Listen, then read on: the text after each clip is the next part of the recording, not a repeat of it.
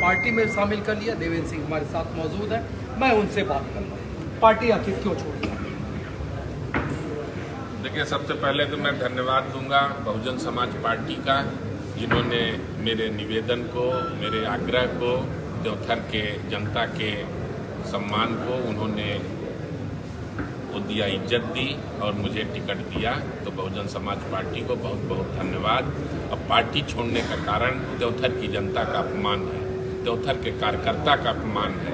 Bharatiya Janata party के हजारों कार्यकर्ता जो दिन रात मेहनत कर रहे थे, दिन रात प्रयास कर रहे थे, वो समझ नहीं पा रहे हैं। आज तक वो अचंभित हैं कि ऐसा व्यक्ति आ गया जिसकी 3 पुश्तें जो है तो भारतीय जनता पार्टी और संघ को गरियाने में बीती है। वो आदमी अब हमारा जो है तो नेतृत्व करेगा, हमारा मुखिया बनेगा। जिस आदमी से वहाँ पे वो लड़ रहे हैं, जिन आदमियों से, जिन कांग्रेसियों से, वो आदमी उनकी अगुवाई करेंगे, वहाँ की रहनुमाई करेंगे।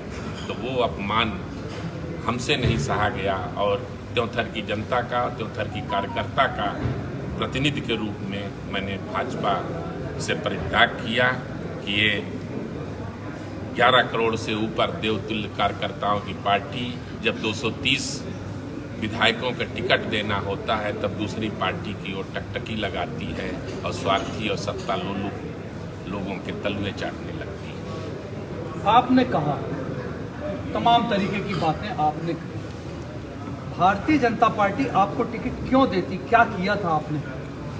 ये मीडिया को भी मालूम है और देवथर की जनता को भी मालूम है और रीवा संभाग के हर आदमी को मालूम है कि मैं पिछले 7 वर्षों से देवथर की जनता के लिए, चाहे लगातार रक्षाबंधन हो, चाहे बुजुर्गों का तीर्थ भ्रमण हो, चाहे कुलगढ़ी का मुद्दा हो, चाहे बिरसा मुंडा की गौरव यात्रा निकालना हो, चाहे मतलब भगत सिंह का कार्यक्रम हो, चाहे युवा खेल महोत्सव हो, खेल महोत्सव के माध्यम से युवाओं के लिए, बुजुर्गों का तीर्थ भ्रमण बुजुर्गों के लिए, अपने महिलाओं के लिए जो है तो रक्षाबंधन कार्यक्रम के माध्यम से मैं लगातार कार्यक्रम के माध्यम से देवथर तहसील ही नहीं, रीवा संभाग में मैंने सबसे ज़्यादा सक्रियता से भाग लिया था।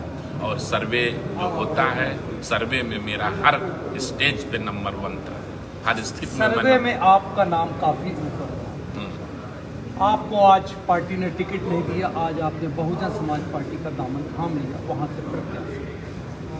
मेरा सवाल यह है कि अगर देवथर की जनता ने आपको समर्थन दिया, आप विधायक हुए, तो देवथर के लिए सबसे पहले क्या करें? देवथर के किसानों के लिए बिजली की समस्या है और मवेशी की, आवारा पशुओं का जो है तो समस्या है। इन 2 समस्याओं पर प्राथमिकता के आधार पर और देवथर के विकास के लिए, वहाँ के युवाओं के रोजगार के लिए मेरे पास पूरा विजन डॉक्यूमेंट है कि 5 साल में मैं क्या करूँगा।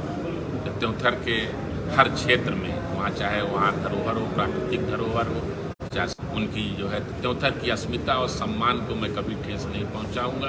देवथर के उत्थान और प्रगति के लिए मैं हमेशा प्रयत्नशील रहूँगा। सवाल देवथर का था, इसलिए मैंने एक पार्टी छोड़ी जिसके लिए मैं बरसों से काम करता रहा।